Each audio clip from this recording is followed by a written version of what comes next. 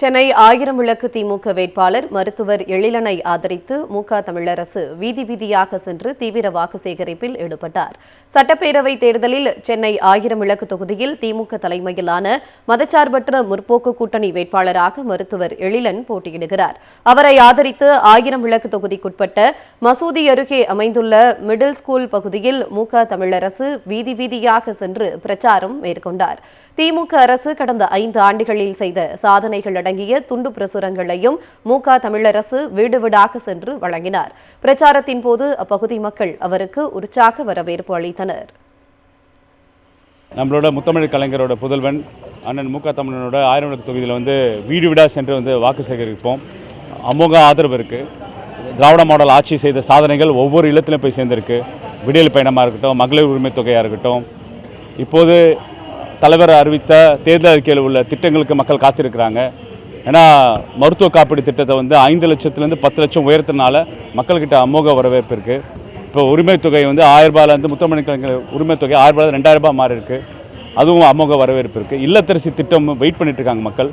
ஆயிரம் விளக்கு தொகுதியில் பொறுத்த வரைக்கும் இன்றைக்கி மாடல் ஸ்கூல் சாலையில் எங்களோட பகுதி செயலாளர் மாப்பான்புதுரை, எங்களோட வட்ட செயலாளர் அண்ணன் பாபு அண்ணனோட நாங்கள் ஓட்டு கேட்கும் போது இங்கே இருக்க மக்கள் செய்தி சொல்கிறாங்க, நாங்கள் ரெடியாக இருக்கோம், உதயசூரியனுக்கு தான் எங்களை வாக்கு, நீங்கள் எதுவும் பயப்படாமல் தைரியமாக போங்க, நம்ம தான் ஷூராக வின் பண்ண அவங்க செய்தி சொல்கிறாங்க.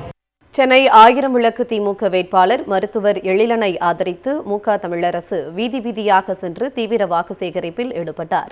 சட்டப்பேரவைத் தேர்தலில் சென்னை ஆயிரம் விளக்கு தொகுதியில் திமுக தலைமையிலான மதச்சார்பற்ற முற்போக்கு கூட்டணி வேட்பாளராக மருத்துவர் எழிலன் போட்டியிடுகிறார்.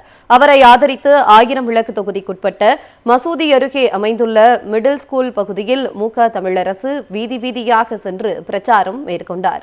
திமுக அரசு கடந்த 5 ஆண்டுகளில் செய்த சாதனைகள் அடங்கிய துண்டு பிரசுரங்களையும் முக தமிழரசு வீடு வீடாக சென்று வழங்கினார். பிரச்சாரத்தின் போது அப்பகுதி மக்கள் அவருக்கு உற்சாக வரவேற்பு அளித்தனர். நம்மளோட முத்தமிழ் கலைஞரோட புதல்வன் அண்ணன் முக தமிழனோட ஆயிரம் விளக்கு தொகுதியில் வீடு வீடாக சென்று வாக்கு சேகரிப்போம். அமோக ஆதரவு இருக்குது. திராவிட மாடல் ஆட்சி செய்த சாதனைகள் ஒவ்வொரு இல்லத்திலும் போய் சேர்ந்திருக்கு. விடியல் பயணமாக இருக்கட்டும், மகளிர் உரிமை தொகையாக இருக்கட்டும், இப்போது தலைவர் அறிவித்த தேர்தல் அறிக்கையில் உள்ள திட்டங்களுக்கு மக்கள் காத்திருக்கிறாங்க. ஏன்னா மருத்துவ காப்பீடு திட்டத்தை 5 லட்சத்துலேருந்து 10 லட்சம் உயர்த்தினால மக்கள்கிட்ட அமோக வரவேற்பு இருக்குது.